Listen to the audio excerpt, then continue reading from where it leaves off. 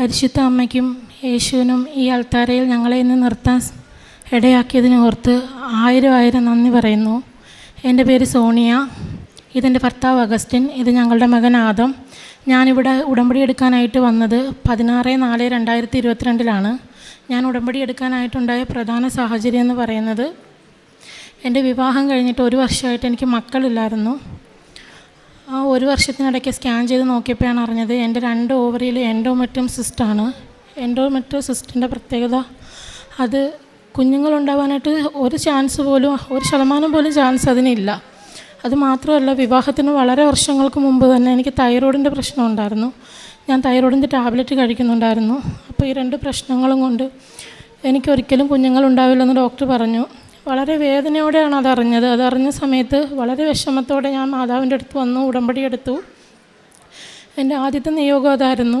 ഉടമ്പടി എടുത്തു കഴിഞ്ഞിട്ട് ഞാൻ ഈ നടക്കിൽ വന്നിരുന്നിട്ട് പ്രാർത്ഥിച്ചു മാതാവിനോട് പറഞ്ഞു, മാതാവേ, എന്നെ ഒരു അമ്മയും എൻ്റെ ഭർത്താവിനെ ഒരു അപ്പനുമാക്കി മാറ്റണമേ. അടുത്ത വർഷം എൻ്റെ കയ്യിൽ ഈ സമയത്തൊരു കുഞ്ഞുണ്ടായിരിക്കണേ മാതാവേ എന്നും പറഞ്ഞ് ഞാൻ ഇവിടുന്ന് വലിയ വായിൽ കരഞ്ഞു. അപ്പോൾ ഇവിടെ ഇരിക്കുന്നവരെല്ലാം എന്നെ ശ്രദ്ധിക്കുന്നുണ്ടായിരുന്നു. കരഞ്ഞ് ഞാൻ ഇവിടുന്ന് പ്രാർത്ഥിച്ച് അത്രയും വേദനയോടെ ഞാൻ ഇവിടുന്ന് പോയി കഴിഞ്ഞ സമയത്ത് ഞാൻ ഉടമ്പടി വസ്തുക്കൾ ഉപയോഗിക്കുന്നുണ്ടായിരുന്നു. തൈലം എൻ്റെ വയറ്റിൽ കുരിശ് വരച്ച് പ്രാർത്ഥിക്കുന്നുണ്ടായിരുന്നു. ഞങ്ങൾ 2 പേരും തൈലം നെറ്റിയിൽ കുരിശ് വരച്ച് സന്ധ്യാപ്രാർത്ഥന ചൊല്ലുമായിരുന്നു. അങ്ങനെ കടന്നുപോയി. ഞാൻ ഉടമ്പടി എടുത്തതിൻ്റെ കൃത്യം 1 മാസം തികയുന്ന എനിക്ക് വെളുപ്പിനായപ്പോഴത്തേക്ക് അതികഠിനമായ വയറുവേദന തുടങ്ങി. ആ വയറുവേദന, ഛർദിൽ, തലകറക്കം, എനിക്ക് പറഞ്ഞറിയിക്കാൻ പറ്റത്തില്ല, അത്രത്തോളം ഭയങ്കരമായിരുന്നു ആ വേദന. അങ്ങനെ ഞങ്ങൾ ഹോസ്പിറ്റലിൽ ചെന്ന് സ്കാൻ ചെയ്തപ്പോൾ ഇൻഫ്ലമേറ്റീവ് അപ്പൻഡിസൈറ്റിസ് എന്ന് ഡോക്ടർ പറഞ്ഞു. അത് ഇൻഫ്ലമേഷൻ ആയിട്ടുണ്ടായിരുന്നു, അത് പൊട്ടുന്നൊരവസ്ഥ നിൽക്കുമായിരുന്നു. അപ്പോൾ ഡോക്ടർ പറഞ്ഞു, ഇത് എത്രയും പെട്ടെന്ന് ഓപ്പറേഷൻ ചെയ്യണം, ഇപ്പം തന്നെ ഓപ്പറേഷൻ ചെയ്യണം, അല്ലെങ്കിൽ ഇത് പൊട്ടിക്കഴിഞ്ഞാൽ മരണം വരെ സംഭവിക്കുമെന്ന് ഡോക്ടർ ഞങ്ങളോട് പറഞ്ഞു. ആ അവസ്ഥയിൽ എന്ത് ചെയ്യണമെന്ന് അറിയത്തില്ല. ഞാൻ പറഞ്ഞു, മാതാവേ, ഞാൻ വന്ന് ഉടമ്പടി എടുത്ത് പ്രാർത്ഥിച്ചതല്ലേ, എന്നിട്ട് എനിക്കെന്താ ഇപ്പോൾ ഈ ഓപ്പറേഷൻ വന്നത്? അപ്പോൾ എൻ്റെ ഭർത്താവിൻ്റെ അടുത്ത് പറഞ്ഞു, നീ എന്തിനാണ് വിഷമിക്കുന്നത്, നിൻ്റെ കൂടെ മാതാവില്ലേ, മാതാവ് നമ്മുടെ നന്മയ്ക്കായിട്ടല്ലേ എല്ലാം ചെയ്യത്തോളെന്ന് പറഞ്ഞ് എന്നെ സമാധാനിപ്പിച്ചു. ഹോസ്പിറ്റലിൽ ചെന്ന 1.5 മണിക്കൂറിനുള്ളിൽ തന്നെ എൻ്റെ സർജറി കഴിഞ്ഞു. ഞാൻ റൂമിലേക്ക് വന്നു. റൂമിൽ റൗണ്ട്സിന് ഡോക്ടർ എന്നെ കാണാൻ വന്നപ്പോൾ പറഞ്ഞത് അപ്പൻഡിക്സ് മൊത്തം പഴുപ്പായിരുന്നു. അത് എന്തുകൊണ്ടാണ് പൊട്ടാഞ്ഞതെന്ന് ഡോക്ടർക്ക് അത്ഭുതമായിരുന്നു. കാരണം അത്രയും ഒരു ഇൻഫ്ലമേഷൻ ആയിപ്പോയത് ഫുള്ളായിട്ട്. അപ്പോഴും ഞങ്ങൾക്കൊരു കാര്യം ബോധ്യമായി, ഞാൻ മാതാവിൻ്റെ ഉടമ്പടി തൈലം എൻ്റെ വയറ്റിലിട്ട് പ്രാർത്ഥിക്കുന്നുണ്ടായിരുന്നു. അതുകൊണ്ട് മാത്രമാണത് പൊട്ടാനത്, അല്ലെങ്കിൽ അത് വയറ്റിൽ തന്നെ പൊട്ടി അതെൻ്റെ ജീവന് വരെ ആപത്താകുന്ന ഒരു കാര്യമായിരുന്നു. അങ്ങനെ എൻ്റെ ഓപ്പറേഷൻ കഴിഞ്ഞ് 5-ാമത്തെ ദിവസം എനിക്ക് വീണ്ടും തലകറക്കും ഛർദിലും തുടങ്ങി. അപ്പോഴെനിക്ക് എന്താണെന്ന് അറിയത്തില്ല, നിൽക്കാൻ പറ്റുന്നില്ല, ശരീരത്തിന് വിറയൽ തുടങ്ങി. എനിക്ക് എന്താണെന്ന് അറിയാൻ വയ്യ. ഞങ്ങൾ ഹോസ്പിറ്റലിൽ പോയി ഓപ്പറേഷൻ ചെയ്ത ഡോക്ടറെ കാണിച്ചു. ഡോക്ടർ എല്ലാ ടെസ്റ്റും ചെയ്തതിന് ശേഷം ഡോക്ടർ എന്തൊരു ഡൗട്ടിൻ്റെ പുറത്ത് മാത്രം പ്രഗ്നൻസി ടെസ്റ്റ് ചെയ്ത് നോക്കിയപ്പം പ്രഗ്നൻസി എനിക്ക് പോസിറ്റീവായിരുന്നു. ഞങ്ങൾക്ക് ഭയങ്കര സന്തോഷമായി. കാര്യം എന്ന് പറഞ്ഞു കഴിഞ്ഞാൽ എനിക്ക് എന്ത് പറയണമെന്ന് അറിയത്തില്ല. മാതാവ് എനിക്ക് അത്രയും പെട്ടെന്ന് തന്നെ എനിക്ക് എൻ്റെ ഉടമ്പടി നിയോഗം സാധിച്ചു തന്നതിൽ എനിക്ക് ഭയങ്കര സന്തോഷമായിരുന്നു. ഡോക്ടർ പക്ഷേ വലിയ സന്തോഷമൊന്നും കാണിച്ചില്ല. ഡോക്ടർ ഞങ്ങളെ പെട്ടെന്ന് തന്നെ ഗൈനക്കിൻ്റെ അടുത്തേക്ക് വിട്ടു. ഗൈനക്ക് ഡോക്ടറെ കാണിച്ചപ്പോൾ ഡോക്ടർ സ്കാൻ ചെയ്ത് നോക്കിയിട്ട് എൻ്റെ അടുത്ത് പറഞ്ഞു, കുഞ്ഞിന് 3 ആഴ്ച വളർച്ച ഉണ്ടെന്ന് പറഞ്ഞു. അപ്പോഴും ഞങ്ങൾ 2 പേരും സന്തോഷിച്ചു. കാരണം എനിക്ക് ഓപ്പറേഷൻ നടക്കുന്നത് മെയ് 15-നാണ് എൻ്റെ ഓപ്പറേഷൻ നടന്നത്. ഞാനിവിടെ ഉടമ്പടി എടുത്തത് ഏപ്രിൽ 16-നാണ്. അപ്പോൾ ഉടമ്പടി എടുത്ത അതേ മാസം തന്നെ ഞാൻ പ്രഗ്നൻ്റ് ആയിട്ടുണ്ട്. കാരണം കുഞ്ഞിന് 3 ആഴ്ച വളർച്ച ഉണ്ടെന്ന് ഡോക്ടർ പറഞ്ഞു. എന്നിട്ട് ഡോക്ടർ ഒരു ചോദ്യം ചോദിച്ചു, നിങ്ങൾക്ക് കുഞ്ഞിനെ വേണമെന്ന് ചോദിച്ചു. അപ്പം എനിക്ക് എന്താണെന്ന് മനസ്സിലായില്ല. ഡോക്ടർ അങ്ങനെ ചോദിച്ചു. ഞങ്ങൾ പറഞ്ഞു, കുഞ്ഞിനെ വേണം, ഞങ്ങൾക്ക് ഈ കുഞ്ഞിനെ ഉറപ്പായിട്ടും വേണമെന്നുള്ള തീരുമാനത്തിൽ തന്നെ ഇരുന്നു. ഡോക്ടർ പറഞ്ഞു, ഒരുപാട് കോൺസിക്വേഷൻസ് ഉണ്ട്, അനസ്തേഷ്യ തന്നതാണ്, ഒരിക്കലും പ്രഗ്നൻസി ഉണ്ടെന്ന് അറിഞ്ഞിരുന്നുണ്ടെങ്കിൽ ഓപ്പറേഷന് മുമ്പ് അത് വേണ്ടെന്ന് വെച്ചിട്ടേ അത് ഓപ്പറേഷനിലേക്ക് കടക്കത്തുള്ളായിരുന്നെന്ന് പറഞ്ഞു.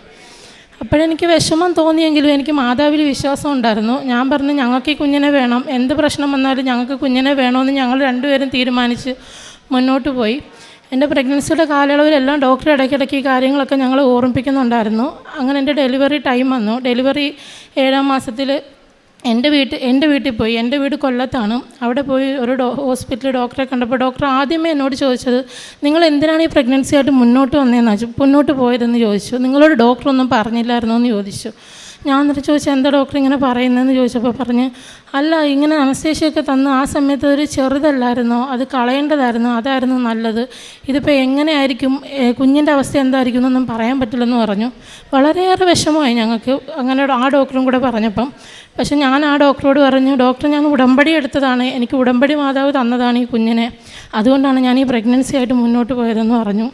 പ്രഗ്നൻസി സമയത്ത് എനിക്ക് ഹൈ BP ആയി, ഡെലിവറി സമയത്ത് എനിക്ക് ഹൈ BP ആയിരുന്നു. ഡോക്ടർ പറഞ്ഞ് BP കൂടുന്നത് കൊണ്ട് ഒരിക്കലും നോർമൽ ഡെലിവറി നടക്കില്ല എന്ന് പറഞ്ഞു. അതും എനിക്ക് ഭയങ്കര വിഷമമായി. കാരണം എന്ന് പറഞ്ഞു കഴിഞ്ഞാൽ സിസേറിയൻ എന്ന് പറയുമ്പം എനിക്കത് പേടിയുള്ളൊരു കാര്യമായിരുന്നു. ഞാൻ മാതാവിനോട് പ്രാർത്ഥിച്ചു, മാതാവേ എനിക്ക് നോർമൽ ഡെലിവറി തന്നെ തരണേ, സിസേറിയനിലേക്ക് എന്നെ കൊണ്ടുപോകരുതേ, എനിക്കത് പേടിയാണ് മാതാവേ എന്ന് പറഞ്ഞു. അങ്ങനെ ലേബർ റൂമിൽ കയറ്റിയ സമയത്തും ഞാൻ ഉടമ്പടി തൈലം എൻ്റെ നെറ്റിയിൽ കുരിശ് വരച്ച് പ്രാർത്ഥിക്കുകയും ഉടമ്പടി പ്രാർത്ഥനാ പുസ്തകം എൻ്റെ വയറ്റിൽ വെക്കുകയും ചെയ്തു. എൻ്റെ കൂടെ എൻ്റെ ഡെലിവറിക്കായിട്ട് നിന്ന നേഴ്സുമാരിൽ 3 പേർ ഉടമ്പടി എടുത്തവരായിരുന്നു. അവരെൻ്റെ തലയിൽ കൈവച്ച് പ്രാർത്ഥിക്കുകയും വിശ്വാസ പ്രമാണം ചൊല്ലിക്കൊണ്ടിരുന്നു. രാവിലെ 8 മണിക്ക് പെയിൻ വരാനുള്ള മരുന്നിട്ടിട്ട് എനിക്ക് ഡെലിവറി ആകുന്നില്ല. എൻ്റെ കൂടെയുള്ള 2-3 പേര് ഡെലിവറി കഴിഞ്ഞ് പോയിട്ടും എനിക്ക് മാത്രം ഡെലിവറി ആകുന്നില്ല. അങ്ങനെ ഞാൻ മാതാവിനോട് പ്രാർത്ഥിച്ചു, മാതാവേ ഞാൻ ഈ കുഞ്ഞിനെ ഇവിടുന്ന് എൻ്റെ ഭർത്താവിൻ്റെ വീട്ടിൽ കൊണ്ടുപോകുന്നതിന് മുമ്പ് അമ്മയുടെ നടയിൽ കൊണ്ടുവന്ന് കാണിച്ചിട്ടേ പോകത്തുള്ളൂ, അമ്മയുടെ അടുത്ത് കൊണ്ടുവന്ന് അമ്മയെ കാണിച്ചിട്ടേ ഞാൻ കൊണ്ടുപോകത്തുള്ളൂ, എനിക്ക് കുഞ്ഞിനെ ആരോഗ്യത്തോടെ തരണേ മാതാവേ എന്ന് പറഞ്ഞ് ഞാൻ കരഞ്ഞ് പ്രാർത്ഥിച്ചു. വൈകിട്ട് 5:30 ആയപ്പോൾ ഞാൻ പ്രസവിച്ചു. മോനായിരുന്നു. ഒരു കുഴപ്പമില്ലാത്ത മോനെ എനിക്ക് മാതാവ് നോർമൽ ഡെലിവറിക്കൂടെ നൽകി അനുഗ്രഹിച്ചു. ഇതാണ് എൻ്റെ 1ാമത്തെ സാക്ഷ്യം. എൻ്റെ 2ാമത്തെ സാക്ഷ്യം എന്ന് പറയുന്നത്, എൻ്റെ ഭർത്താവിന് ഞാൻ ഉടമ്പടി എടുക്കുന്ന സമയത്ത് 1 വർഷത്തിലധികമായിട്ട് കഴുത്തിന് വേദന ഉണ്ടായിരുന്നു. കഴുത്തിൽ നിന്ന് മുതുകിലേക്ക് പരക്കുന്നൊരു വേദനയായിരുന്നു. MRI സ്കാൻ ചെയ്ത് നോക്കിയപ്പോഴാണ് അറിഞ്ഞത് എൻ്റെ ഭർത്താവിൻ്റെ കഴുത്തിൻ്റെ D7 ഡിസ്ക് ബഡ്ജായിട്ടുണ്ടെന്ന് ഡോക്ടർ പറഞ്ഞു. അതുകൊണ്ട് സർജറി വേണമെന്ന് ഡോക്ടർ പറഞ്ഞു. അപ്പോൾ എനിക്ക് ഭയങ്കര വിഷമമായി. എന്നിട്ട് ആ ഡോക്ടർ തന്നെ പറഞ്ഞു, ഇത് സർജറി ചെയ്താലും നേരെ ആവില്ല, ഡിസ്കിൻ്റെ പ്രശ്നം ഇത് വന്നുകൊണ്ടേ ഇരിക്കുമെന്ന് പറഞ്ഞു. ഞാനിവിടെ വന്ന് എൻ്റെ 2ാമത്തെ നിയോഗത്തിൽ അതാണ് സമർപ്പിച്ചത്. മാതാവേ സർജറി ഇല്ലാതെ സുഖപ്പെടുത്തി തരണമെന്ന് പ്രാർത്ഥിച്ചു. അതിനുശേഷം ഉടമ്പടി തൈലം വിശ്വാസപൂർവ്വം ഉപയോഗിച്ചു. അതിൻ്റെ ഫലമായിട്ട് എൻ്റെ ഭർത്താവിൻ്റെ ആ കഴുത്തിൻ്റെ വേദന മാതാവ് പൂർണ്ണമായും മാറ്റിക്കൊടുത്തു. പിന്നെ 3ാമതായി പറയാനുള്ളത്, എൻ്റെ മകൻ ജനിച്ച് 2 ആഴ്ച കഴിഞ്ഞപ്പോഴത്തേക്ക് എൻ്റെ മകൻ്റെ വൃഷ്ണങ്ങൾ വലുതായിക്കൊണ്ടിരുന്നു. സാധാരണ കുഞ്ഞുങ്ങളെക്കാൾ അധികമായിട്ട് വൃഷ്ണങ്ങൾ വലുതായതുകൊണ്ട് ഞങ്ങളൊരു പീഡിയാട്രീഷ്യനെ കാണിച്ചപ്പോൾ ഡോക്ടർ പറഞ്ഞു, നിങ്ങളൊരു പീഡിയാട്രിക് സർജനെ കാണിക്കാൻ പറഞ്ഞു. കാണിച്ച സമയത്ത് ഡോക്ടർ സ്കാൻ ചെയ്തപ്പോൾ ഹൈഡ്രോസീൽ എന്ന് പറയുന്നൊരവസ്ഥയായിരുന്നു. വൃഷ്ണങ്ങളിൽ വെള്ളം കെട്ടി ആ വെള്ളം ഇരട്ടിയാകുന്നൊരവസ്ഥ. അപ്പോൾ ഡോക്ടർ പറഞ്ഞു, ഇത് സർജറി ചെയ്ത് കളയേണ്ടി വരും, കാരണം ഇത് ഒരുപാട് അധികമായിട്ട് വെള്ളമുണ്ട്, സർജറി ചെയ്ത് കളയേണ്ടി വരും എന്ന് പറഞ്ഞു. ആ സമയത്ത് ഞങ്ങൾ വളരെയധികം വേദനിച്ചു. ഞാൻ ഈ കുഞ്ഞിനെയും കൊണ്ട് ഇവിടെ കൊണ്ടുവന്ന് ഞാൻ ഈ നടക്കൽ ഈ കുഞ്ഞിനെ കിടത്തിയിട്ട് മാതാവിനോട് പറഞ്ഞു, മാതാവേ അമ്മ തന്ന കുഞ്ഞാണ്, എൻ്റെ ഈ മോൻ്റെ ദേഹത്ത് കത്തി വെക്കാനുള്ള ഇടയമ്മ ഉണ്ടാക്കരുതേ മാതാവേ എന്ന് പറഞ്ഞ് ഞാൻ കരഞ്ഞ് പ്രാർത്ഥിച്ചു. എൻ്റെ മോനെയും കൊണ്ടുപോയി ഉടമ്പടി തൈലം വിശ്വാസപൂർവ്വം ഉപയോഗിച്ചതിൻ്റെ ഫലമായി ഓരോ മാസം ചെല്ലുന്തോറും എൻ്റെ മോൻ്റെ വൃഷ്ണം സാധാരണ പോലെ വന്നു. 6 മാസമായി പീഡിയാട്രിക് സർജനെ കാണിച്ചപ്പോൾ സർജൻ പറഞ്ഞു, ഓപ്പറേഷൻ്റെ ആവശ്യമില്ല, ഈ കുഞ്ഞിന് യാതൊരു കുഴപ്പമില്ല എന്ന് പറഞ്ഞു. ഇനിയുള്ളതെന്ന് പറഞ്ഞു കഴിഞ്ഞാൽ എനിക്ക് മാതാവ് തന്ന ഒരു ഗിഫ്റ്റെന്ന് ഞാൻ പറയുന്നത്, ഒരു ഗിഫ്റ്റ് എനിക്ക് തന്നെന്നാണ് ഞാൻ പറയുന്നത്. 2023 നവംബറിൽ എൻ്റെ കുഞ്ഞിന് 9 മാസം പ്രായമുള്ള സമയത്ത് ബ്രസ്റ്റ് ഫീഡിങ് ചെയ്യുന്നുണ്ടായിരുന്നു. ആ സമയത്ത് എൻ്റെ ബ്രസ്റ്റിലൊരു ലംബ് കണ്ടു. ആ ലംബ് കണ്ട സമയത്ത് ഞാൻ ആദ്യം വിചാരിച്ചത് അത് പാല് ഇങ്ങനെ കട്ടിയായിട്ടൊക്കെ നിൽക്കുന്നതായിരിക്കും, കുഴപ്പമില്ലയെന്ന് വിചാരിച്ചു. പക്ഷേ അത് 2 ആഴ്ച കഴിഞ്ഞപ്പോൾ കുറച്ചും കൂടെ വലുതായ കണക്ക് എനിക്ക് തോന്നി. അപ്പോൾ എൻ്റെ അമ്മയ്ക്ക് ബ്രസ്റ്റ് ക്യാൻസർ ആയിരുന്നു, അമ്മ മരിച്ചുപോയി. അപ്പോൾ ആ ഒരു കാര്യം എൻ്റെ മനസ്സിലുള്ളത് കൊണ്ട് ഞാൻ എൻ്റെ ഹസ്ബൻഡിനോട് പറഞ്ഞിട്ട് ഞങ്ങളൊരു ഡോക്ടറെ പോയി കണ്ട സമയത്ത് ഡോക്ടർ പറഞ്ഞു FNACക്ക് എടുത്ത് നോക്കാം. അങ്ങനെ FNACക്ക് എടുത്ത് അതിൻ്റെ റിസൾട്ട് വന്നപ്പം ഡെക്ടൽ കാർസിനോമ ലെഫ്റ്റ് ബ്രസ്റ്റ് എന്ന് പറഞ്ഞാണ്, ലെഫ്റ്റ് ബ്രസ്റ്റിൽ ക്യാൻസർ ആണെന്നാണ്. അപ്പോൾ ഞാൻ ഒട്ടും പ്രതീക്ഷിച്ചില്ല, കാരണം ഫീഡിങ് ചെയ്യുന്ന സമയത്തൊന്നും ഒരിക്കലും ഇങ്ങനൊരു ക്യാൻസറിൻ്റെ സാധ്യതയില്ലെന്നാണ് പൊതുവെ പറയുന്നത്. അപ്പോഴെനിക്ക് അത് വിശ്വസിക്കാൻ പറ്റിയില്ല. ഞങ്ങളൊരു ഓങ്കോളജി ഡോക്ടറെ കണ്ടു. ഓങ്കോളജി ഡോക്ടർ പറഞ്ഞു നമുക്ക് ബയോപ്സിക്ക് എടുത്ത് നോക്കണമെന്ന് പറഞ്ഞു. ബയോപ്സിയുടെ റിസൾട്ട് വന്നപ്പം ഇത് ഫാസ്റ്റായിട്ടുള്ളതും അഗ്രസീവ് ടൈപ്പായിട്ടുള്ളതുമായ ഒരു കാർസിനോമയാണ്, HER2 പോസിറ്റീവാണിത്. ഇത് മാരകമായ ഒരു മെറ്റസ്റ്റാറ്റിക് ബ്രസ്റ്റ് ക്യാൻസർ ആണെന്ന് പറഞ്ഞു. അതും കൂടെ അറിഞ്ഞപ്പോഴത്തേക്ക് എനിക്ക് മാതാവിനോട് സത്യം പറഞ്ഞ് ഞാൻ മാതാവിൻ്റെ മുമ്പ് ഒരുപാട് കരഞ്ഞു വീട്ടിൽ. എന്തിനാണ് മാതാവേ, എനിക്കൊരു കുഞ്ഞുണ്ട്, ഞാനും എൻ്റെ അമ്മയെപ്പോലെ മരണപ്പെട്ടു പോകുമോ, അങ്ങനെയൊക്കെയുള്ള ചിന്തകളായിപ്പോയി എനിക്ക്. എൻ്റെ ഭർത്താവ് അന്നേരം എൻ്റെ അടുത്ത് പറഞ്ഞു, വിഷമിക്കണ്ട, നമുക്ക് കൃപാസനത്തിൽ പോവാം, നമുക്ക് ജോസഫച്ചനെ കാണാമെന്ന് പറഞ്ഞ് ഞങ്ങൾ ധൈര്യപ്പെട്ട് വീട്ടിൽ ഇരുന്നു. ഡോക്ടർ പറഞ്ഞ് പെറ്റ് സ്കാൻ എടുത്ത് നോക്കണം, ഇത് എത്രത്തോളം ഉള്ളിലേക്ക് വ്യാപിച്ചിട്ടുണ്ടെന്ന് അറിയാൻ പറ്റില്ല. അപ്പോൾ ഞാൻ ഡോക്ടറോട് ചോദിച്ചു സ്റ്റേജ് എത്രയാണെന്ന് ചോദിച്ചപ്പോൾ ഡോക്ടർ പറഞ്ഞു, ഈ ക്യാൻസർ നമുക്ക് സ്റ്റേജൊന്നും പറയാൻ പറ്റത്തില്ല, ഇത് ശരീരത്തിൽ വന്ന് 1-2 മാസം കൊണ്ട് ആൾ പോകുന്ന കണക്കിലുള്ള ക്യാൻസറാണ് എന്ന് ഡോക്ടർ പറഞ്ഞു. ഡോക്ടറിൻ്റെതായ ഒരു ഭാഷയിൽ ഡോക്ടർ അത് പറഞ്ഞു വെച്ചു. അത് കഴിഞ്ഞ് പെറ്റ് സ്കാൻ എടുക്കേണ്ടതിൻ്റെ തലേ ദിവസം ഞങ്ങളിവിടെ വന്നു. ഞങ്ങൾ വന്നെന്ന് അച്ഛനില്ലായിരുന്നു. അപ്പം ഞാൻ അവിടെ നിന്ന് കരഞ്ഞു, വാതിക്കൽ നിന്ന്. അപ്പം എൻ്റെ ഭർത്താവിൻ്റെ അടുത്ത് പറഞ്ഞു, അച്ഛനില്ലെങ്കിൽ എന്താ, നമുക്ക് അമ്മയെ കണ്ടിട്ട് പോകാമല്ലോ എന്ന് പറഞ്ഞ് ഞാനിവിടെ വന്ന് മാതാവിനോട് പ്രാർത്ഥിച്ചിട്ട് പോയി പെറ്റ് സ്കാൻ്റെ റിസൾട്ട് വന്നപ്പോഴും എനിക്ക് ക്യാൻസർ തന്നെയാണ്. എൻ്റെ ബ്രസ്റ്റിലും കക്ഷത്തിലും ലിംബ് നോഡ്സിലും ക്യാൻസർ ബാധിച്ചിട്ടുണ്ടെന്നുള്ള റിസൾട്ടാണ് വന്നത്. അത് കഴിഞ്ഞ് ഞങ്ങൾ മംഗലാപുരത്ത് നിന്ന് നേരെ RCCയിലേക്ക് പോയി ഡോക്ടറെ കണ്ട് ടെസ്റ്റുകൾ ചെയ്തപ്പം ഡോക്ടറും പറഞ്ഞു, അവിടെ പറഞ്ഞ കണക്ക് തന്നെ പറഞ്ഞു, ട്രീറ്റ്മെൻറ്റ് 1.5 വർഷമാണ്. ഈ ട്രീറ്റ്മെൻറ്റിൻ്റെ ഇടയ്ക്ക് നമുക്കൊന്നും പറയാൻ പറ്റത്തില്ല. ആദ്യം വേണ്ടത് 8 കീമോയാണ്, പിന്നെ സർജറി വേണം, അത് കഴിഞ്ഞ് റേഡിയേഷൻ, അത് കഴിഞ്ഞ് 17 ഇഞ്ചക്ഷൻ ടാർഗറ്റഡ് തെറാപ്പി വേണമെന്ന് പറഞ്ഞ്. ഈ ടാർഗറ്റ് തെറാപ്പി എന്ന് പറയുന്നത് നല്ല കോസ്റ്റ്ലി ആയിട്ടുള്ള മെഡിസിനാണ്. ഞങ്ങളത് കഴിഞ്ഞ് ഇവിടെ വന്ന് ബഹുമാനപ്പെട്ട ജോസഫ് അച്ഛനെ കണ്ടു. അച്ഛൻ എൻ്റെ തലയിൽ കൈ വെച്ച് ബ്ലസ് ചെയ്ത് ഞാൻ കീമോയ്ക്ക് പോയി. അങ്ങനെ കീമോ ഒന്നാമത്തെ എടുത്തു കഴിഞ്ഞു. അങ്ങനെ ദിവസങ്ങൾ കടന്നു പോകും തോറും അതിൻ്റേതായ സൈഡ് എഫക്റ്റുകൾ, ശരീരത്തിൽ എവിടെയൊക്കെ സെൻസിറ്റീവ് ഭാഗങ്ങളുണ്ടോ ആ ഭാഗങ്ങൾ മൊത്തവും അടർന്നു പോകും. വായ്ക്കകം അതുപോലെ എവിടെയൊക്കെ സെൻസിറ്റീവായിട്ടുള്ള ഭാഗങ്ങളുണ്ടോ അതെല്ലാം അടർന്നു പോകും. പിന്നെ പൈൽസിൻ്റെ പ്രശ്നം, ആഹാരം കഴിക്കാൻ പറ്റത്തില്ല. കീമോ എടുത്തിട്ടുള്ളവർക്ക് അറിയാം അതിൻ്റേതായിട്ടുള്ള ഒരു പ്രശ്നങ്ങൾ. അങ്ങനെ ഒരുപാട് അനുഭവിച്ച് ഞാൻ കീമോ എല്ലാം പൂർത്തിയായി എൻ്റെ സർജറിയുടെ ഡേറ്റ് വന്നു. കഴിഞ്ഞ വർഷം ജൂൺ 8-ാം തീയതിയാണ് സർജറിക്ക് ഡേറ്റ് വന്നത്. സർജറിയുടെ ഡേറ്റ് കിട്ടിയപ്പോൾ തന്നെ ഞങ്ങളിവിടെ ജൂൺ 5-ാം തീയതി ഞാനിവിടെ വന്നു. ജോസഫ് അച്ഛനെ കാണാൻ ഇവിടെ പ്രാർത്ഥിക്കാൻ നിൽക്കുമായിരുന്നു. അപ്പോൾ അച്ഛൻ എല്ലാവരും തലയ്ക്ക് വെച്ച് ബ്ലസ് ചെയ്ത് പോകുന്ന സമയത്ത് എനിക്ക് അച്ഛനോട് പറയണമെന്നുണ്ട്, എൻ്റെ സർജറിയാണ്. കാരണം എനിക്ക് പേടിയാണ് സർജറി. ഞാൻ ഓരോരുത്തരെ അവിടെ കണ്ടിട്ടുണ്ട് സർജറി ചെയ്തതിന് ശേഷം അതിൻ്റെ ഒരു ഭീകരാവസ്ഥയൊക്കെ അവിടെ കണ്ടിട്ടുണ്ട്. ഞാൻ ഒരു ബ്രസ്റ്റ് റിമൂവ് ചെയ്യുക എന്ന് പറഞ്ഞാൽ നമ്മുടെ ശരീരത്തിൻ്റെ ഒരു പ്രധാന ഭാഗമാണല്ലോ. അപ്പോൾ ഞാൻ ജോസഫ് അച്ഛൻ്റെ അടുത്ത് എനിക്ക് പറയണമെന്നുണ്ട്. അന്നേരം അച്ഛൻ എൻ്റെ തലയിൽ കൈ വെച്ച് ബ്ലസ് ചെയ്തിട്ട് അച്ഛൻ ഒരു പ്രാർത്ഥന പറഞ്ഞു. അച്ഛൻ പറഞ്ഞു, ഈ മകളെ ഓപ്പറേഷൻ ചെയ്യാനായിട്ട് പോകുന്ന ഡോക്ടറെയും ഇവളെ ശുശ്രൂഷിക്കാൻ പോകുന്ന നേഴ്സുമാരെയും എല്ലാം കർത്താവെ അങ്ങയുടെ തിരുരക്തം ഒഴിച്ച് കഴുകണമേ. നിൻ്റെ കൂടെ മാതാവും ഈശോയും വരുമെന്ന് വിശ്വസിച്ച് പ്രാർത്ഥിക്ക്, നിൻ്റെ ഓപ്പറേഷൻ സുഖമായി നടക്കുമെന്ന് അച്ഛൻ എൻ്റെ തലയിൽ കൈ വെച്ച് പറഞ്ഞു. എനിക്കത് ഭയങ്കര ഒരു അത്ഭുതമായിരുന്നു. ഞാൻ അച്ഛനോട് ഓപ്പറേഷൻ്റെ കാര്യം പറഞ്ഞിട്ടേ ഇല്ല. ഞാൻ ഓപ്പറേഷന് പോകാനായിട്ടാണ് വന്നതെന്ന് ഞാൻ പറഞ്ഞിട്ടില്ല. അന്ന് ഞാൻ അച്ഛൻ എനിക്ക് തന്ന ആ ബ്ലെസ്സിങ് എനിക്ക് ഭയങ്കര അനുഗ്രഹമായിരുന്നു. ഞാൻ അത് കഴിഞ്ഞ് സന്തോഷത്തോടെ RCCയിലേക്ക് പോയി. ആ വാർഡിലുള്ള എന്നെപ്പോലുള്ള എല്ലാ രോഗികളും ടെൻഷൻ അടിച്ചിരിക്കുമ്പോൾ ഞാൻ മാത്രം സന്തോഷത്തോടെ ഇരിക്കുമായിരുന്നു. അപ്പോൾ അവരെന്നോട് ചോദിച്ചു, നീ എന്താ ഇത്ര സന്തോഷത്തോടെ ഇരിക്കുന്നത്? സർജറി അല്ലേ, നിനക്കത് ബ്രസ്റ്റ് റിമൂവ് ആക്കുമല്ലേ, നിനക്ക് 30 വയസ്സല്ലേ ഉള്ളൂ, നിനക്ക് ബ്രസ്റ്റ് റിമൂവ് ആക്കുമ്പോൾ പേടിയില്ല? ഞാൻ അന്നേരം എല്ലാം പറഞ്ഞു, ഞാൻ ഉടമ്പടി എടുത്തിട്ടുണ്ട്, എൻ്റെ അമ്മ മാതാവ് എൻ്റെ കൂടെ ഉണ്ടെന്ന് ഞാൻ അക്രൈസ്തരായ എല്ലാ സഹോദരങ്ങളോടും പറഞ്ഞു ഞാൻ സർജറി ചെയ്തു.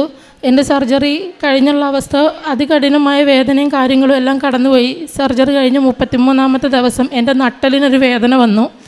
ആ വേദന എനിക്ക് സഹിക്കാൻ പറ്റുന്നില്ല, എനിക്ക് കാല് നിലത്ത് കുത്താൻ പറ്റുന്നില്ല, അത്തരത്തിലുള്ളൊരു വേദനയായിരുന്നു.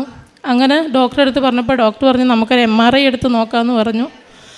MRI എടുത്ത് നോക്കിയിട്ട് ഡോക്ടർ പറഞ്ഞു, സോണി ഇതിലൊരു നൊഡൂള് കാണിക്കുന്നുണ്ട്. അപ്പം ഞാൻ ഡോക്ടറോട് പറഞ്ഞു, ഡോക്ടറെ അതെന്താണെന്ന് അതിനകത്തില്ലേ എന്ന് ചോദിച്ചപ്പോൾ ഡോക്ടർ എന്നോട് പറഞ്ഞു, ഒരു നൊഡൂള് കാണിക്കുന്നുണ്ട്, നമുക്ക് വീണ്ടും ഒരു പെറ്റ് സ്കാൻ എടുത്ത് നോക്കാം. അപ്പം ഞാൻ ഡോക്ടറോട് പറഞ്ഞു, ഡോക്ടറെ പെറ്റ് സ്കാൻ എടുക്കണ്ട, ഒരു MRI കൂടെ എടുത്ത് നോക്കാമെന്ന് പറഞ്ഞു. അപ്പോൾ ഡോക്ടർ പറഞ്ഞു, അല്ല, ഇത് സ്പ്രെഡിങ് ഉണ്ടോ എന്ന് നോക്കണം, സ്റ്റേജ് നോക്കണം എന്ന് പറഞ്ഞപ്പോൾ തന്നെ എനിക്ക് ഭയങ്കര വിഷമമായി. ഞാനപ്പം മാധവൻ്റെ അടുത്ത് ഞാൻ പറഞ്ഞു, എൻ്റെ മാധവേ, ഇത് വീണ്ടും വന്നു, കാരണം ഒരു ദുരിതത്തിൽ നിന്ന് ഇങ്ങനെ കരകയറി വരുന്നതേ ഉള്ളല്ലോ, ഇനി വീണ്ടും വന്നാൽ എങ്ങനെയാണ്, എനിക്കത് സഹിക്കാൻ പറ്റുമോ? അങ്ങനെയൊക്കെ പറഞ്ഞ് ഞാൻ വളരെ വിഷമിച്ച് ഡോക്ടറോട് ഞാൻ പറഞ്ഞു പെറ്റ് സ്കാൻ എടുക്കാമെന്ന് പറഞ്ഞു. അങ്ങനെ പെറ്റ് സ്കാൻ എടുക്കുന്നതിന് മുമ്പ് ഞാൻ വീട്ടിലിരുന്ന് പ്രാർത്ഥിച്ചപ്പം എൻ്റെ വീട്ടിൽ ഇവിടുന്ന് വാങ്ങിക്കൊണ്ടുവന്ന ഒരു കൃപാസന മാതാവിൻ്റെ രൂപമുണ്ട്. ഞാൻ ആ രൂപത്തിൻ്റെ അടിയിൽ എഴുതി വെച്ചു, അമ്മ മാതാവേ, എൻ്റെ കുഞ്ഞിൻ്റെ കൂടെ ഞാൻ കുറച്ച് നാൾ ജീവിച്ചോട്ടമ്മേ, അമ്മയുടെ മോൻ്റെ കൂടെ 33 വർഷം ജീവിച്ചില്ലേ, എൻ്റെ മകൻ്റെ കൂടെ ഞാനൊരു 5 വർഷം ജീവിച്ചോട്ട് മാതാവേ, എനിക്കതിൽ കൂടുതൽ വേണ്ട എന്ന് ഞാൻ കരഞ്ഞ് പ്രാർത്ഥിച്ചു മാതാവിൻ്റെ അടുത്ത്. എന്തായാലും ഞാൻ സഹിക്കാനുള്ള കൃപ തരണേന്ന് പറഞ്ഞാണ് പെറ്റ് സ്കാനിന് പോയത്. പെറ്റ് സ്കാനിൻ്റെ റിസൾട്ട് കണ്ടപ്പോൾ ഡോക്ടറിൻ്റെ അടുത്ത് പറഞ്ഞു, സോണി ഒന്നും പേടിക്കാനില്ല, ആനോടുകൂടെ അവിടെ ഇല്ല. അതെനിക്ക് ഭയങ്കര ഒരു അനുഗ്രഹമായിരുന്നു. കാരണം എന്നോട് പലരും ചോദിക്കാറുണ്ട്, എന്താണ് ഉടമ്പടി എടുത്തിട്ട് നിനക്ക് അസുഖം വന്നത്, ഉടമ്പടി എടുത്തിട്ട് നിനക്ക് എന്താണ് രോഗം വന്നത്, സഹനം വന്നതെന്നൊക്കെ ചോദിക്കുന്ന ഒരുപാട് ആൾക്കാരുണ്ടായിരുന്നു. അവരോടൊക്കെ എനിക്ക് ആ രോഗസൗഖ്യം കിട്ടിയപ്പോൾ അവരോടൊക്കെ ഞാൻ പറഞ്ഞത്, ബഹുമാനപ്പെട്ട ജോസഫ് അച്ഛൻ പറയുന്നുണ്ട്, നിങ്ങൾ ഉടമ്പടി എടുക്കുമ്പോൾ നിങ്ങൾക്കാർക്ക് സഹനം തരില്ല, നിങ്ങൾക്കൊരു പ്രശ്നവും വരില്ലെന്ന് നിങ്ങൾ വിചാരിക്കരുത്. ദൈവം ഈ ഉടമ്പടി എന്ന് പറയുന്ന പ്രാർത്ഥന നമുക്ക് തന്നത് നമ്മുടെ ജീവനെ നിത്യതയിൽ എത്തിക്കാൻ വേണ്ടിയിട്ടാണെന്ന് ബഹുമാനപ്പെട്ട ജോസഫ് അച്ഛൻ പറയുന്നുണ്ടായിരുന്നു. ഞാൻ അവരോടെല്ലാം ആ വചനം അച്ഛൻ പറഞ്ഞ ടോക്ക് കേൾക്കാൻ പറയും, അതിനെ സംബന്ധിച്ച വചനങ്ങൾ പറയും. പരിശുദ്ധ അമ്മേൻ്റെ ജീവിതത്തിൽ എനിക്ക് തന്ന അനുഗ്രഹത്തിൽ ഏറ്റവും വലുതായിരുന്നു ആ രോഗസൗഖ്യം. കാരണം അത് 100% ക്യാൻസറാണെന്ന് എല്ലാവരും പറഞ്ഞൊരു കാര്യമായിരുന്നു. അതിനുശേഷം എൻ്റെ റേഡിയേഷൻ കംപ്ലീറ്റായി, എൻ്റെ ടാർഗറ്റഡ് തെറാപ്പി ഇഞ്ചക്ഷൻ 17 കംപ്ലീറ്റായി. ഇനി എനിക്ക് ഫസ്റ്റ് ചെക്കപ്പിനായിട്ട് പോകേണ്ടത് അടുത്ത മാസം 8-ാം തീയതിയാണ്. പരിശുദ്ധ അമ്മയും ഈശോയും എൻ്റെ ജീവിതത്തിൽ തന്ന എല്ലാ അനുഗ്രഹങ്ങൾക്കും ഞാൻ കോടാനുകോടി നന്ദി അർപ്പിക്കുന്നു. ഞാൻ കാരുണ്യ പ്രവൃത്തികളായിട്ട് ചെയ്തിട്ടുള്ളത്, എന്നെപ്പോലെ അസുഖമുള്ള ആൾക്കാരുടെ അടുത്താണ് ഞാൻ കൂടുതലും മാതാവിനെ പറ്റി പറഞ്ഞത്. അതിൻ്റെ ഫലമായിട്ട് അക്രൈസ്തരായ സഹോദരങ്ങൾ ഇവിടെ വന്ന് ഉടമ്പടി എടുത്തിട്ടുണ്ട്. ഞാൻ ഇവിടുന്ന് കൊണ്ടുപോകുന്ന പത്രം ഓരോരുത്തർക്ക് കൊടുക്കും. എന്നെക്കൊണ്ട് സാധിക്കുന്ന കണക്ക് ഞാൻ ഫുഡ് വാങ്ങിക്കൊടുക്കും. നമ്മളെക്കൊണ്ട് സാധിക്കുന്ന കണക്ക് മറ്റുള്ളവരെ സഹായിക്കും. ഇതൊക്കെയാണ് ഞാൻ പ്രേക്ഷിത പ്രവർത്തനമായിട്ട് പ്രധാനമായിട്ടും ചെയ്തുകൊണ്ടിരുന്നത്. എൻ്റെ കുടുംബത്തിന് ഇത്രയേറെ അനുഗ്രഹങ്ങൾ തന്ന പരിശുദ്ധ അമ്മയ്ക്ക് കോടാനുകോടി നന്ദി പറയുന്നു. 91-ാം സങ്കീർത്തനം 14-15 തിരുവചനങ്ങൾ. അവൻ സ്നേഹത്തിൽ എന്നോട് ഒട്ടി നിൽക്കുന്നതിനാൽ ഞാൻ അവനെ രക്ഷിക്കും. അവൻ എൻ്റെ നാമം അറിയുന്നതുകൊണ്ട് ഞാൻ അവനെ സംരക്ഷിക്കും. അവൻ എന്നെ വിളിച്ചപേക്ഷിക്കുമ്പോൾ ഞാൻ ഉത്തരമരുളും. അവൻ്റെ കഷ്ടതയിൽ ഞാൻ അവനോട് ചേർന്ന് നിൽക്കും. ഞാൻ അവനെ മോചിപ്പിക്കുകയും മഹത്വപ്പെടുത്തുകയും ചെയ്യും.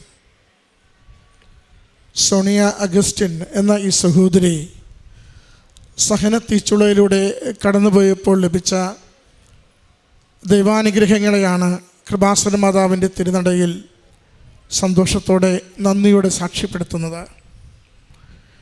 കണ്ണു നനയാതെ നാം ആരും ഈ സാക്ഷ്യം കേട്ടിരിക്കില്ല. അത്ര കണ്ട് ദൈന്യതകൾ ഈ കഴിഞ്ഞ കുറച്ച് നാളുകളിൽ ഈ മകൾ കടന്നുപോയത് ഓരോ വാക്കിലും മകൾ നമുക്ക് അത് പകർന്നു തരുന്നുണ്ട്. മകൾ പറയുന്നുണ്ട്, കുഞ്ഞുങ്ങളുണ്ടാവില്ല എന്ന തിരിച്ചറിഞ്ഞ് ജീവിച്ച നാളുകളിലാണ് അമ്മയുടെ അരികിൽ വന്ന് ഉടമ്പടി എടുക്കുന്നത്. അത് ഡോക്ടർമാർ പലരും ഇനി അതങ്ങനെ പ്രതീക്ഷ വേണ്ട എന്ന് മകളോട് ഉറപ്പ് പറയുമ്പോഴാണ് അമ്മയിൽ ആശ്രയിച്ച് ഒത്തിരി ദമ്പതികൾക്ക് സന്താന സൗഭാഗ്യം നൽകുന്ന കൃപാസന മാതാവിൻ്റെ പ്രത്യക്ഷഗണത്തിൻ്റെ കൃപ തങ്ങളുടെ ദാമ്പത്യ ജീവിതത്തിൽ ലഭിക്കണമെന്ന ആഗ്രഹത്തോടു കൂടി വന്ന് ഉടമ്പടി എടുക്കുക. മകൾ പറയുന്നു, കുറച്ച് ദിവസങ്ങൾ കഴിയുമ്പോൾ, 1 മാസം എത്തുന്നതിന് മുമ്പ് മകൾ കലശലായ വയറുവേദനയ്ക്ക് ആശുപത്രിയിൽ അഡ്മിറ്റാകുമ്പോൾ അത് അപ്പൻഡിസൈറ്റിസ്, അത് പഴുത്ത് അതിൻ്റെ ഓപ്പറേഷന് വിധേയയാകേണ്ടി വരുന്നു. മകൾ പറയുന്നുണ്ട്, ഡോക്ടർമാരത് എന്തുകൊണ്ടത് പൊട്ടി ഒലിച്ചില്ല എന്നതിനെക്കുറിച്ചാണ് ചോദിച്ചുകൊണ്ടിരുന്നത്. അത്ര കണ്ട് അത് പഴുത്ത് വല്ലാത്ത അവസ്ഥയിലാണ് അവരകത്ത് കാണുന്നത്. മകൾ അതിന് കൊടുത്ത ഉത്തരം വളരെ കൃത്യമാണത്. എൻ്റെ അമ്മ മാതാവിൻ്റെ ഉടമ്പടി തൈലം എൻ്റെ ഉദരത്തിൽ ഓരോ നിമിഷവും ഞാനത് കുരിശടയാളം വരച്ച് പ്രാർത്ഥിച്ചിരുന്നു. ഉടമ്പടി തൈലം ആരൊക്കെ വിശ്വസ്തയോടും വിശ്വാസത്തോടും കൂടി അത് അനുഗ്രഹത്തിന് അടയാളമാകുമെന്ന ബോധ്യത്തോടു കൂടി ഉപയോഗിക്കുന്നുവോ അവർക്കെല്ലാം അത് വലിയ അനുഭവമായി തീരുന്നത് ഓരോ നിമിഷവും ഈ സാക്ഷി കൂടാരത്തിൽ എടുത്തു പറയുന്ന വസ്തുതയാണ്. ഓപ്പറേഷൻ കഴിഞ്ഞ് കുറച്ച് ദിവസം കഴിയുമ്പോഴാണ് വീണ്ടും മകൾക്കാകെ ശാരീരികമായ അസ്വസ്ഥത അനുഭവപ്പെടുന്നത്. ആദ്യത്തെ ഓപ്പറേഷൻ വിജയമായി രോഗസൗഖ്യം ലഭിച്ചു, അപകടമൊന്നും ഉണ്ടായില്ല. അതിൻ്റെ ആശ്വാസത്തിനും സന്തോഷത്തിനും അതിൻ്റെ വിശ്രമ ജീവിതം നയിക്കുമ്പോഴാണ് വീണ്ടും ശാരീരിക അസ്വസ്ഥതയുമായി ആശുപത്രിയിൽ ചെല്ലുക. ഡോക്ടർ സാധാരണ പോലെ എല്ലാം പരിശോധിച്ചിട്ട് യാതൊരു പ്രശ്നവും കാണുന്നുമില്ല. പിന്നീടാണ് പ്രഗ്നൻസി ടെസ്റ്റ് ചെയ്യുക. ഡോക്ടർ മകളെ വാക്യത്തിൽ പറഞ്ഞു, അത് ഡോക്ടറിന് ഒരു സന്തോഷവും തോന്നിയില്ല. എന്നോട് പ്രഗ്നൻ്റ് ആണ് എന്ന് പറയുമ്പോൾ വലിയ സന്തോഷം എനിക്കുള്ളിൽ തോന്നിയപ്പോൾ ഡോക്ടറിൻ്റെ മുഖം മ്ലാനമായിരുന്നു. പിന്നീട് ഗൈനക്കിലേക്ക് വിട്ടു. ഗൈനക്കും അത് പരിശോധന വെരിഫൈ ചെയ്തുകൊണ്ട് ഒട്ടും സന്തോഷമില്ലാതെ എന്നെ നോക്കിയിരുന്നു. കാരണം ഉള്ളിൽ ഉരുവായിരിക്കുന്നൊരു കുഞ്ഞിനെ ഏതൊക്കെ തരത്തിൽ ദോഷകരമായി ബാധിക്കാമോ അതെല്ലാം ആ ശരീരത്തിൽ ആ ദിവസങ്ങളിൽ ചെയ്തിട്ടുണ്ട്. ആളെ മയക്കിയിട്ടുണ്ട്, വലിയ കടുത്ത ആൻറ്റിബയോട്ടിക് കൊടുത്തിട്ടുണ്ട്. എന്തൊക്കെയാണ് ഉദരത്തിലുരുവാകുന്നൊരു കുഞ്ഞിന് വളരെ ഗുരുതരമായ രീതിയിൽ ഭവിഷ്യത്തുണ്ടാക്കാനാവുക, അതെല്ലാം കൊടുത്തതിന് ശേഷമാണ് തിരിച്ചറിയുന്നത് മൂന്നാഴ്ചയിൽ ആൾ പ്രഗ്നൻ്റ് ആണെന്ന്. പ്രിയമുള്ളവരെ, മകൾ അവരെല്ലാവരും കുഞ്ഞിനെ കളയുവാൻ വേണ്ടി പറയുമ്പോൾ എൻ്റെ ഉടമ്പടി മാതാവ് നൽകിയത് കൊണ്ട് ഉടമ്പടി മാതാവ് സംരക്ഷിക്കുമെന്ന നല്ല ബോധ്യത്തിലും വിശ്വാസത്തിലും ഞങ്ങളിത് മുന്നോട്ട് കൊണ്ടുപോകുന്നുവെന്ന് ഉറപ്പിക്കുന്നുണ്ട്. ഇതാണ് ഉടമ്പടിയിലുള്ള വിശ്വസ്തതയുള്ള വിശ്വാസം. എന്തെങ്കിലും കേൾക്കുമ്പോഴുള്ള ഭയപ്പാടല്ല, മറിച്ച് അമ്മയുടെ കരങ്ങളിൽ നിന്ന് എൻ്റെ ജീവിതത്തിലേക്കൊന്ന് നൽകുന്നുവെന്ന് തിരിച്ചറിയുമ്പോൾ അതിലുറച്ചു നിൽക്കുവാൻ നമുക്ക് സാധിക്കുന്നുണ്ടോ? മകളുടെ എല്ലാ സാധ്യതകളും 2 ഡോക്ടർമാരും ആവർത്തിച്ച് പറഞ്ഞതൊക്കെയും ഈ കുഞ്ഞിനുണ്ടാകാവുന്ന വന്നു ഭവിക്കാവുന്ന ജനിതക വൈകല്യങ്ങൾ, അംഗവൈകല്യങ്ങൾ, ബൗദ്ധികമായ കുറവുകൾ എല്ലാം ആവർത്തിച്ച് എത്രത്തോളം പേടിപ്പിക്കാമോ അത്രത്തോളം പേടിപ്പിക്കുമ്പോഴും മകള് ഡോക്ടറിനോട് പറയുന്നുണ്ട്, ഇത് ഉടമ്പടി മാതാവ് നൽകിയതാണ്, ഇതിനെ ഞങ്ങൾ കൈവിടത്തില്ല. അതിനാണ് ശരിക്കും അമ്മ മാതാവിൻ്റെ കയ്യൊപ്പ് ചാർത്തപ്പെടുന്നത്. നമ്മൾ നിലപാടെടുക്കേണ്ട അവസരങ്ങളിൽ, ദൈവനാമത്തെ മഹത്വപ്പെടുത്തേണ്ട അവസരങ്ങളിൽ യാതൊരു സാധ്യതയും ഒരു കുഞ്ഞിനെ ഉരുവാക്കുവാൻ എൻ്റെ ഉദരത്തിന് കപ്പാസിറ്റി ഇല്ലെന്ന് ഡോക്ടർമാർ വിധി എഴുതിയതിന് ശേഷം എൻ്റെ പ്രാർത്ഥനയിലൂടെ, അമ്മ മാതാവിൻ്റെ ഉടമ്പടിയിലൂടെ എൻ്റെ ഉദരത്തിലൊരു കുഞ്ഞിനെ ഉരുവായെങ്കിൽ അത് ഏത് തരത്തിലുരുവായോ അതിനെ അവസാനം വരെ സംരക്ഷിക്കുവാൻ അമ്മയ്ക്ക് കഴിയുമെന്ന് ഞാൻ ഏറ്റവും ദോഷകരമായ സാഹചര്യത്തിൽ എൻ്റെ വിശ്വാസം പ്രഖ്യാപിക്കുവാൻ എനിക്ക് ധൈര്യമുണ്ടെങ്കിൽ അതെൻ്റെ ജീവിതത്തിലുള്ള എന്നേക്കുമുള്ള കയ്യൊപ്പാണ്. മകൾ വീണ്ടും 7ാമത്തെ മാസം കഴിയുമ്പോൾ മറ്റൊരു ഡോക്ടറെ സ്വന്തം നാട്ടിൽ കൊണ്ടുപോയി കാണിക്കുമ്പോഴും ആ ഡോക്ടറും എന്തുകൊണ്ട് നിങ്ങളിതിനെ ആദ്യം മുതൽ ചുമന്നുവെന്നാണ് ചോദിക്കുന്നത്, എന്തുകൊണ്ട് കളഞ്ഞില്ലെന്നാണ് ചോദിക്കുന്നത്. കാരണം വൈദ്യശാസ്ത്രത്തിനും ഡോക്ടർമാർക്കും കാഴ്ചയ്ക്ക് പരിമിതിയുണ്ട്. അവർ കൊടുത്ത മരുന്നും അവർ ചെയ്യുന്ന ചികിത്സയും പഠിച്ച പാഠപുസ്തകത്തിലെ വാചകങ്ങളും മാത്രമേ അവരെ നയിക്കത്തുള്ളൂ. ഒരു വിശ്വാസിയെ മാത്രമേ ഇതിനെയെല്ലാം അതിലംഘിക്കുന്ന ദൈവത്തിലുള്ള ആശ്രയത്വം ജീവിതത്തിൽ മുന്നോട്ട് നയിക്കത്തുള്ളൂ. അതാണ് സഹോദരി പറയുന്നത്, ഈ കുഞ്ഞിന് എന്തുണ്ടെങ്കിലും ഇത് അമ്മ മാതാവ് നൽകിയതാണ്, അമ്മയ്ക്കറിയാം എൻ്റെ കരങ്ങളിൽ ഇതിനെ എങ്ങനെ നൽകണമെന്ന്. സുന്ദരമായിട്ട് മകൾ ആ സാക്ഷ്യം പറയുന്നുണ്ടല്ലോ. അവസാനം അവർ പറയുന്നു, BP കൂടുതലാണ്, സാധാരണ ഡെലിവറി നടക്കില്ല, CS വേണം എന്നൊക്കെ പറയുമ്പോഴും മകളത് അമ്മയോട് തന്നെ പറഞ്ഞുകൊണ്ടിരിക്കുന്നു, മാതാവേ നീയാണ് ആശ്രയം, നിൻ്റേതാണ് ഈ കുഞ്ഞ്, നീയാണ് ഇതിൻ്റെ കണ്ണു തുറന്ന് എന്നെ കാണുവാൻ അനുവദിക്കേണ്ടത്. അതുകൊണ്ട് നിൻ്റെ കരങ്ങളിൽ എൻ്റെ സാഹചര്യത്തെ മുഴുവനും ഏൽപ്പിക്കുന്നുവെന്ന ആരോഗ്യമുള്ള, ഓമനത്വമുള്ള, യാതൊരു കുറവുമില്ലാത്ത ആ കുഞ്ഞ് ഈ കരങ്ങളിൽ നിന്ന് കൊഞ്ചുമ്പോൾ നമുക്ക് ദൈവനാമത്തെ മഹത്വപ്പെടുത്തണം. അമ്മ മാതാവിലൂടെ ഈ കുടുംബത്തിൽ ലഭിച്ച വലിയൊരു അനുഗ്രഹം, ഈ കുഞ്ഞിനെ ഉദരത്തിൽ വഹിക്കുവാൻ കഴിയില്ലെന്ന് പറഞ്ഞിടത്ത് ഏറ്റവും ദോഷകരമായ മരുന്നുകൾ ശരീരത്തിൽ പ്രവേശിച്ചു പറ്റില്ലെന്ന് പറഞ്ഞിടത്ത് ആരോഗ്യമുള്ളൊരു കുഞ്ഞിനെ അമ്മ മാതാവ് അത്ഭുതകരമായി ഈ ദമ്പതികൾക്ക് നൽകിയതിന് അമ്മ മാതാവിന് തിരിക്കുമാരും നമുക്ക് നന്ദി പറയണം. വീണ്ടും ആവർത്തിച്ച് സൂചിപ്പിച്ചു, ആ സഹോദരന് വന്ന ഡിസ്കിൻ്റെ ബൾജ് അത് മാറിക്കിട്ടിയത്. ഏറ്റവും ഒടുവിൽ തൻ്റെ ക്യാൻസർ രോഗത്തെ സഹോദരി സൂചിപ്പിച്ചു. ഒരിക്കലും ക്യാൻസർ വരാത്തൊരു ജീവിതാവസ്ഥയാണ് കുഞ്ഞിന് മുലപ്പാൽ കുടിക്കുന്ന നാളുകളിൽ. ബ്രസ്റ്റ് ക്യാൻസർ അങ്ങനെ വരാറില്ല. ആ സാഹചര്യത്തിലാണ് തനിക്ക് ക്യാൻസർ ബാധിതയാവുന്നത്. ഇനി അതാകുന്ന നിമിഷം മുതൽ തീവ്രമായ അതിൻ്റെ വേദനകളിലും വലിയ ഗൗരവമുള്ള അതിൻ്റെ ഓപ്പറേഷൻ്റെ കാര്യങ്ങളിലും ഒക്കെ ഏർപ്പെടുമ്പോൾ ആകെ വിശ്വാസം എൻ്റെ ഉടമ്പടി ജീവിതം ഞാൻ തുടങ്ങിയതിന് ശേഷം എനിക്ക് മറ്റെന്തിനേക്കാളും എൻ്റെ കൃപാസന മാതാവിൽ ഉറപ്പുണ്ട്.